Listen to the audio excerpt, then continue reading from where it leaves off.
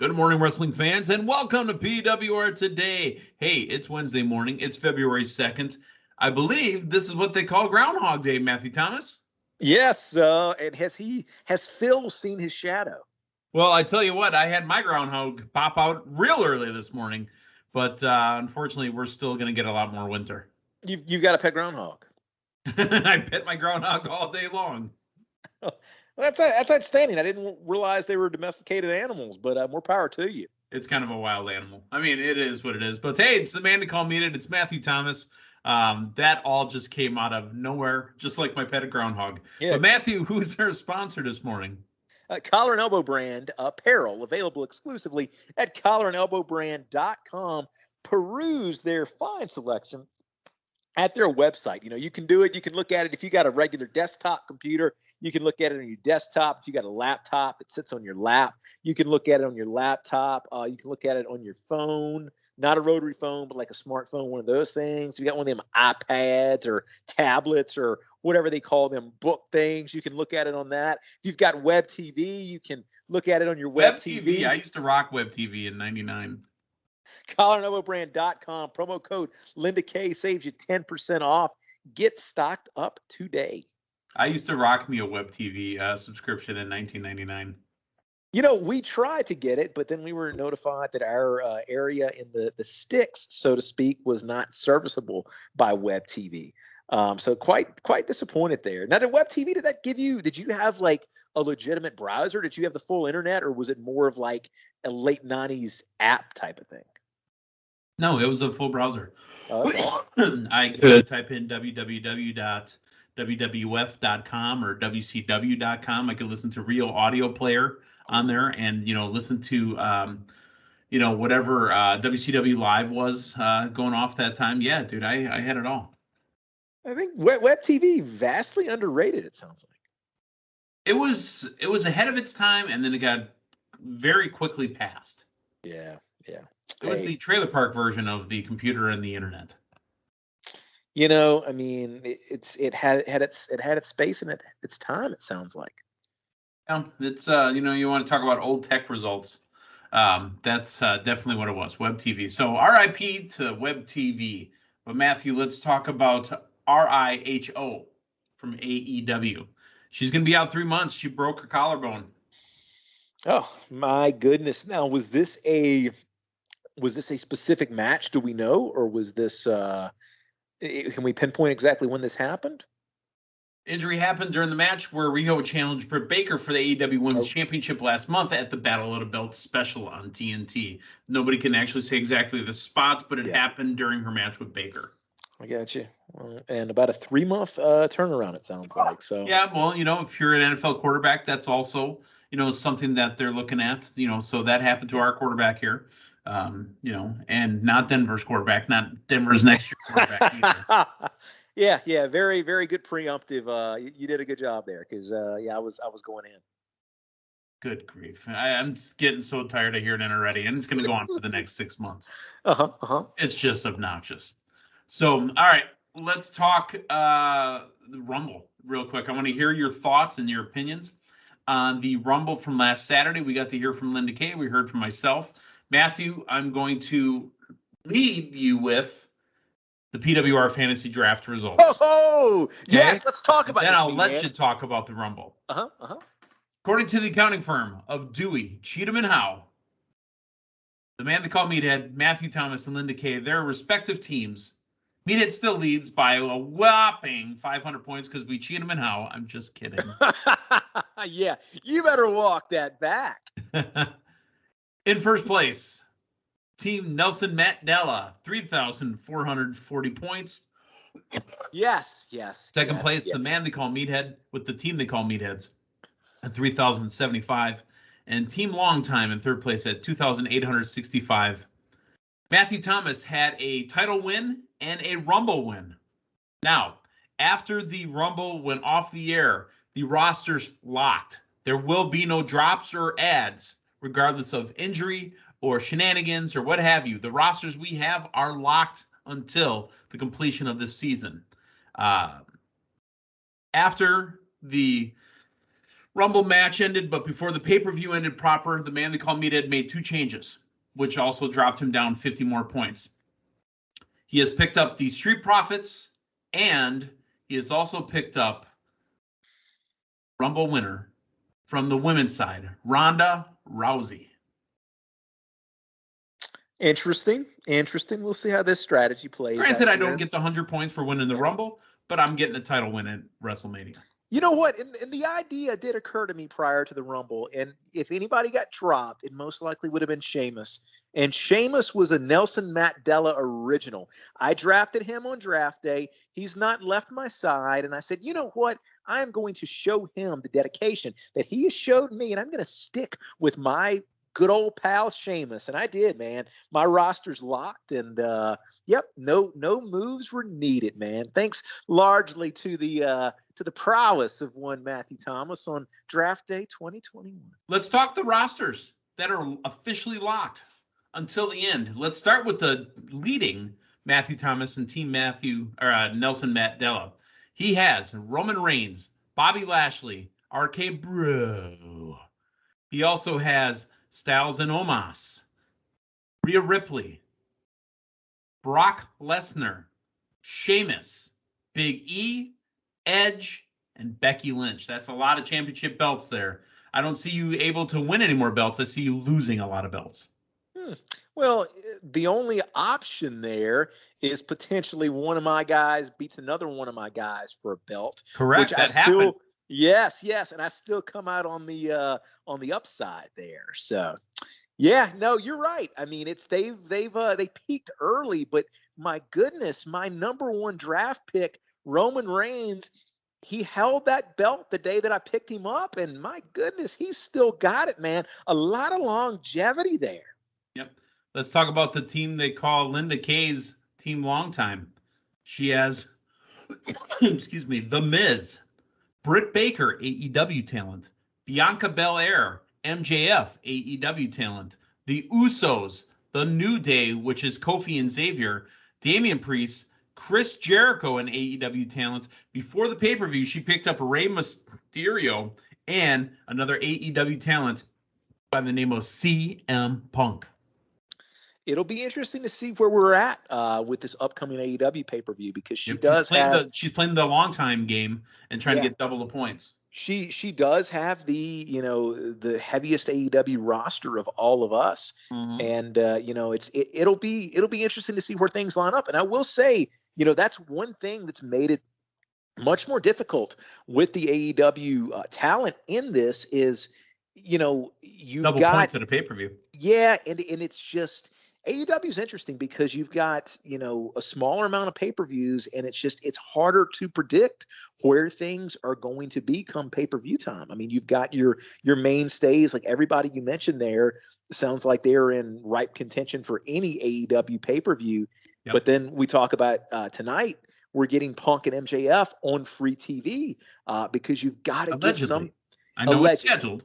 But that doesn't mean there won't be shenanigans. Because you've got to give some stuff away just because you don't have as loaded of a pay-per-view card. So but here's the thing, and I know we're going off the rails a little bit, not talking about the draft here, but I think the lack of pay-per-views really does make AEW television much must-see because you've got to get business done week to week. You've got to put big matches on TV versus the WWE holding pattern of, okay, this is our 3 to 4 weeks to promote our next pay-per-view. We've got 1 week where, we build the match and then multiple weeks of a holding pattern. I think it makes AEW a better product. Okay. Let's talk about the man they call Meathead's roster, which will have some AEW talent in it. But the Meathead has Charlotte, Alexa Bliss. That was a miss on my part. I thought she would be Rumble participant when I picked her up. She was not. I have Hangman Adam Page, who will probably be taking on the Murderhawk Monster Lance Archer at the pay-per-view. I also have Drew McIntyre, Cash Wheeler, a single person of a tag team. I believe if they do any type of casino battle royal, he will be in that match, giving me specialty and pay-per-view appearance match points. I also have Sasha Banks. I have Alpha Academy, who are the current Raw Tag Team Champions. I picked up the Royal Rumble winner, Ronda Rousey. Seth Rollins, and I just picked up the Street Profits, who I think could end up beating the Alpha Academy at WrestleMania. It's possible. It's very possible there. And that McIntyre pick was looking like it came very, very close to paying off at the end of the Rumble there. And the McIntyre pick was about to be dropped, thinking that they told us that he would be out due to injury, possibly till WrestleMania. He almost was the one dropped before the pay-per-view. That's just, it shows you how this can be a game of inches, those game time decisions there. That's 2 years in a row I've had Drew McIntyre, and I like your Sheamus pick, showing my faith in the Celtic Warrior. That's what you got to do sometimes. All right, so enough of the sidetrack on the PWR fantasy draft, which I'll still end up winning. But Matthew Thomas, I want to hear your overall thoughts on Saturday's Royal Rumble. We broke down the men's, the women's Royal Rumble. We broke down the SmackDown title match, the Raw title match, the women's title match from the Raw side, and the It versus Grit match. It was a fun pay-per-view and a very, very well-paced pay-per-view. The opening match, I think, was absolutely the right call.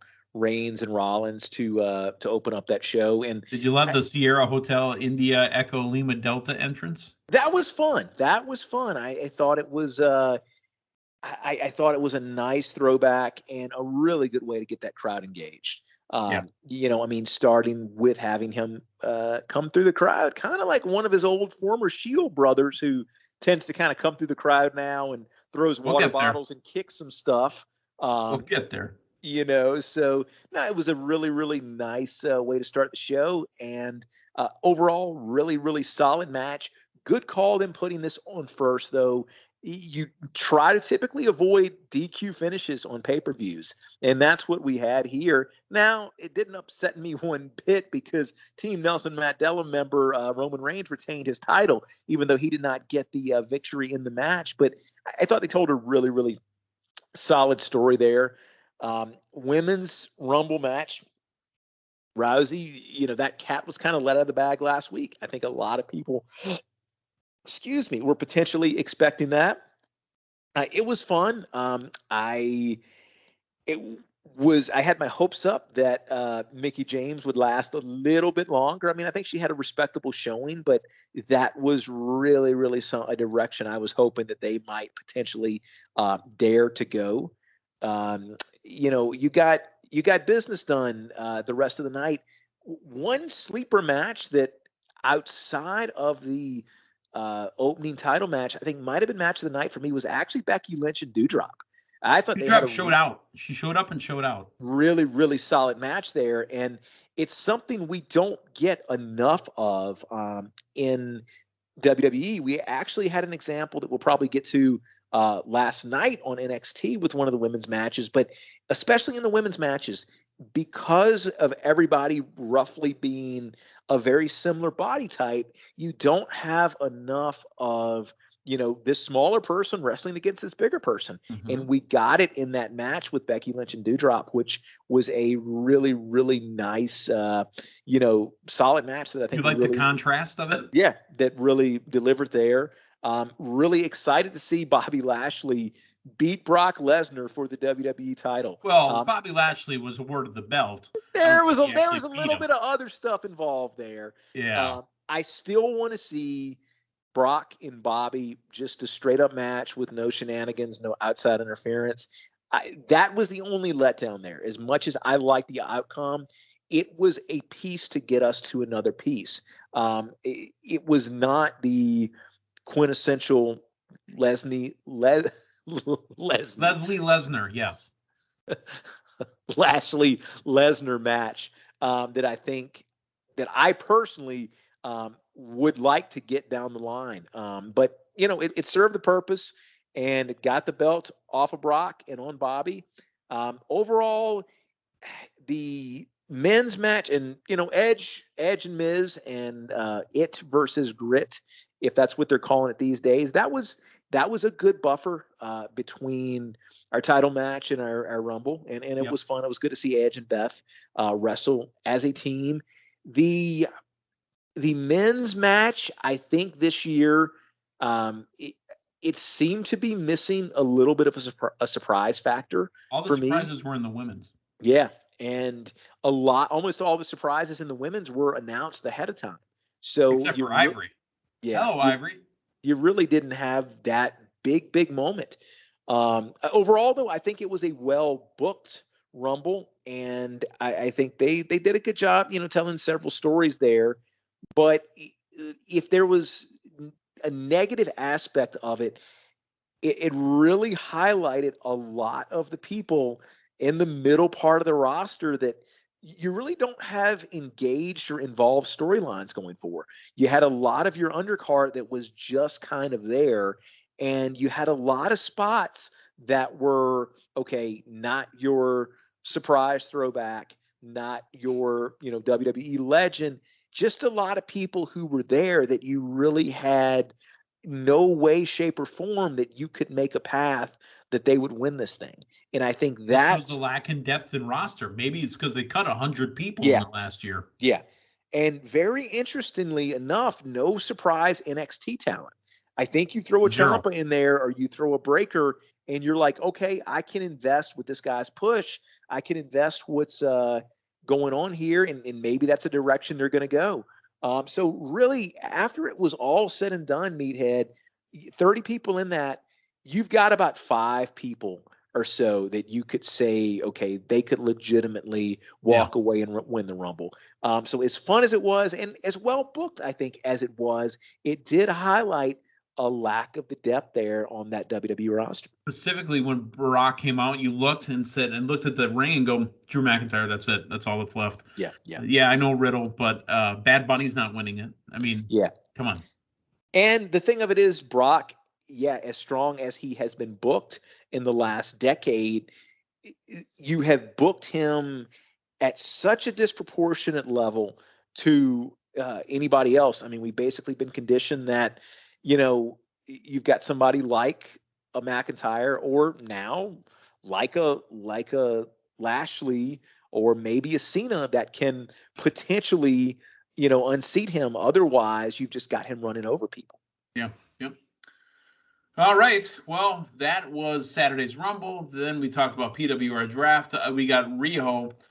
Let's talk NXT real quick before we get to some AEW news for tonight and kind of surprising news, and we'll get to that in a second. Last night, they opened up, not with a video package, but with Imperium. I absolutely love the fact that the crowd will not let it go. The crowd continues to chant Walter. And they're trying to, the announcers are trying to put it over as Gunther. Yeah. Well, the announcer said, well, you can hear the NXT fans, but his name is Gunther. It's Gunther. Oh, they said, but his name is, okay. See, I did not realize I did. No, it's Gunther. I did not realize. Yeah, so everybody loves him so much they're chanting Gunther. Hey, maybe it's my Appleton accent. If you watch Saturday Night Live last Saturday, apparently I talk like that all the time, eh? Good grief. Did you just throw your voice? I didn't catch it. You just sounded like normal to me. Folks, for those that don't know what we're talking about, the man they call Meathead, residing in Appleton, Wisconsin, the home of Willem Dafoe, who is he plays the Goblin, not the Goblin, the Green Goblin, in Spider-Man. But he's born and raised in Appleton, Wisconsin, a graduate of UWM, University of Milwaukee College. And he was hosting Saturday Night Live for the first time. So the opening skit, his monologue, had 2 people coming in with very stereotypical, that's what the rest of the country thinks Wisconsin sound like, accents. Yeah.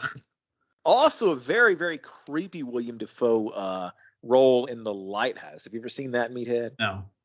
Oh, my goodness. That'll just make you feel all kinds of uneasy.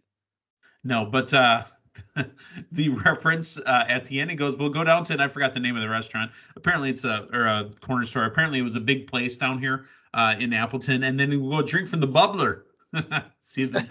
Now that, for those that don't know, that's a real thing here in Wisconsin, Milwaukee specifically, Appleton specifically. We don't drink out of a drinking fountain or a water fountain. We drink out the bubbler. Fantastic. Well, next time I'm in Wisconsin, man, I'll specifically have to find a public water fountain. No, because you're not supposed to be in those. That's where you throw your coins and make wishes. Oh, well, try drinking out of that too. All right, so we digress again because honestly, we don't want to talk about NXT, but let's talk about NXT. The Imperium beat the Diamond Mine, and the Creed brothers lose, but they come back later in a backstage interview segment and say that they show up best when it's the biggest matches. So the bigger the match, the bigger the result from them. Okay, cool. Keep yourself going. That's fine. Let's talk about something you referenced just a few minutes ago. Cora Jade and Raquel Gonzalez. Big person, small person. And the contrast looks really good. No, I enjoyed this. I thought it was a solid match. And, one of these deals where you didn't necessarily know which way the outcome was going to go. So this is probably the match that I enjoyed the most last night. Interaction backstage between LA Knight, Joe Gacy, and Parker Boudreaux. I think he's going by Harlan now. But you know what I got out of this LA Knight, Joe Gacy match? He's got a new spot in the corner. When he stomps the mud hole in you. Yeah. That's hot. That could be a thing right there. You need to get that guy to the main roster quick, man. Why is he? What are we doing here? I mean, seriously. I don't know. You talk about like lack of roster depth. My goodness, get him up there. And you've got an NXT full of a bunch of kids, which are, between 20 and 25 years old, and they're all into these neons, and they're sleeping on pillows and wrestling in their, onesies. You've got LA Knight, who's probably a seasoned veteran of age 40, maybe, who should be on the main roster. Without a doubt. What the hell? Speaking of sleepy, her name is Wendy Chu, and I've had enough of it. Matthew, I can't. What are they doing, man? You got to think, Meathead, this is some kind of NXT response to Orange Cassidy. Right, but it is awful. It's just absolutely awful. That's as much time as I want to spend on it. The main event, Legado del Fantasma taking on Braun Breaker and Tommaso Ciampa. Now, these guys are main event. Legado del Fantasma, they're definitely main event. Braun Breaker, the champion, and Tommaso, even after he dyed his beard, we thought he was going to main roster. He's still sitting in NXT. Why is he there too? With 3 hours of Raw, 2 hours of SmackDown, it's perplexing, man. Let's move on. We digress. Tonight on Dynamite, obviously we had all these other matches announced, but you know what match just got announced yesterday? And do you know making their AEW debut tonight? Mm-hmm. I know. Chucked this man down the stairs and was fined and suspended. No, I take it back. It might have been Von Wagner, if I'm not mistaken. Was it Harlan or Von Wagner? I think it was. I think it was Harlan, wasn't it? Yeah. Yeah, I think it was Harlan. The Brian Kendrick asked for his release, got his release from WWE. He's debuting on Dynamite tonight against Jon Moxley. Ladies and gentlemen, two former WWE World Champions will be going one-on-one tonight on Dynamite. That's right. I said former World Champions. And if you're stumped, I was stumped too until about 25 minutes ago until we spoke pre-show. But Brian Kendrick, a former WWE champion. Are you scratching your head going, what? The Brian Kendrick, the man with the plan? He was WWE champion? Go ahead, go to the network, go to the YouTube. 2008 on pay-per-view on Unforgiven, WWE Championship Scramble. Brian Kendrick pins Jeff Hardy and for 3 minutes is recognized as the WWE champion. Because he's a man with a plan. My goodness, that was as far as I'm concerned, peak WWE Brian Kendrick. That was I believe the first Brian Kendrick singles run in WWE was not tag team centric, and a really, really solid run. If my hey, can you name the only WWE former world champion that's been on The Price is Right? Oh, that would be the Brian Kendrick as well. The Brian Kendrick, that's right. Can you name WWE talents that have also been cruiserweight champion? WWE talents that were former world heavyweight champions that have been cruiserweight champion. I would Chris Jericho would come to mind. Brian Kendrick. Brian Kendrick, and then there's got to be a Rey Mysterio in there. Booyaka. Yep, booyaka. And I think there's one more. We got to count ECW in as a world championship title, right? And then we're talking about Chavo, if that's the case, right? Chavito, Uncle Daddy, I'm ready. Chavo Guerrero Jr. Yeah, so Brian Kendrick on a short list, the Brian Kendrick, and he's the man with the plan tonight on TBS taking on Jon Moxley. Do they open the show with this match? I think they do, and I think that is an absolute perfect metaphor. He is seen as an NXT, supporting character, basically getting chunked down these steps. All right, and then he's opening up your Dynamite, in quintessentially a headlining match. I mean, I think that is a very, very good example. You make a great point there. AEW's opening matches are headlining matches. Yeah, they are. They are. And you know what this reminds me of? It reminds me a lot of their use of Bobby Fish shortly after he left WWE. You've got somebody, it's not a current WWE champion that's leaving. It's not a main eventer, but you've got somebody that's got some name recognition that's leaving that company, and you are immediately putting them in a high-profile spot that is believable within the card. I mean, yeah, Kendrick's not beating Jon Moxley, but it is much more of an interesting match than you're going to get Jon Moxley having against anybody right now in kind of this welcome back push that he's getting. It is just such they have done such a great job of utilizing talent that, has come from other organizations in a very non-TNA mid-2000s feel, where you would immediately have, oh my goodness, this is a WWE person. We've got to put a rocket on their back and shoot them straight to the top of the card. No, they're using talent from other companies, but they're doing it in a role that makes sense within their roster, and not just immediately having former WWE people overshadow, their current homegrown talent. Kendrick has not wrestled for WWE since teaming with Mansoor for a win over 2.0 on October 30th edition of WWE 205 Live. And they were called Everrise at that point, not 2.0. But and now remind me, he was supposed to have that NXT match, but that never happened, right? Right. Yeah, he was supposed to have his match after he got chucked down the stairs. Yep. He announced in early 2020 that he was 2021 that he was semi-retired and he was transitioning into the role of producer, but he would still wrestle part-time. He was a coach. Again, AEW is collecting coaches as well. If they wanted to make a cruiserweight division, there's a guy to help coach it up. Yeah. No, and they're doing a great job of, he's the man with a plan. The star power, absolutely. And and I want to throw this out there too. You take a look at somebody like Mark Henry in AEW.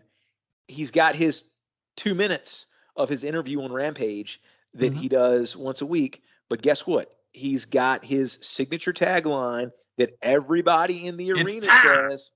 Main event. And it's like, all right, you've got your star power, former WWE guy, but he's used as like a seasoning. He's used as something to accentuate the rest of your company. Yep. Yeah, a little lamia. Again, I learned that word off of Madden, folks. But he's a coach in the back too. So just because you only see him for 2 minutes, on TV, doesn't mean he's not doing other stuff, right? Wow. Tonight on Dynamite, besides the Brian Kendrick and Jon Moxley, we got Malachi Black and Brody King taking on Pac and Penta El Zero Miedo, Ruby Soho and Nyla Rose, and CM Punk and MJF. Like I said, allegedly. What if Van Housen interrupts in the Moxley Kendrick match and goes after Kendrick? Oh my goodness. Program that would be instantly. I think any quick cameo we get from our one of our latest AEW acquisitions is going to be a very, very big highlight, man. This guy has got a built-in audience, and those of you who are not familiar, and he likes turtles, right? I assume he does. I think he's got turtles. Hey, if you haven't found it yet, he's got a very interesting song that he's trying to get About the Ass Boys. Yeah, the Gun Club to adopt, or he the wrote Ass lyrics Boys. to the Gun Club song, calls them the Ass Boys, and he wrote lyrics to it. Mm-hmm. So maybe we'll be getting that sooner rather than later. Oh boy! All right, Matthew Thomas. Well, that is the end of our program today. It's Wednesday, February 2nd, Groundhog Day. Let's go celebrate in style. Let's try to eat as much at the diner as we can, and try not to drive with a groundhog over a cliff. So, for Matthew Thomas, the man they call Meathead. Hey, thanks for stopping by. We'll talk to you tomorrow morning. So long, everyone.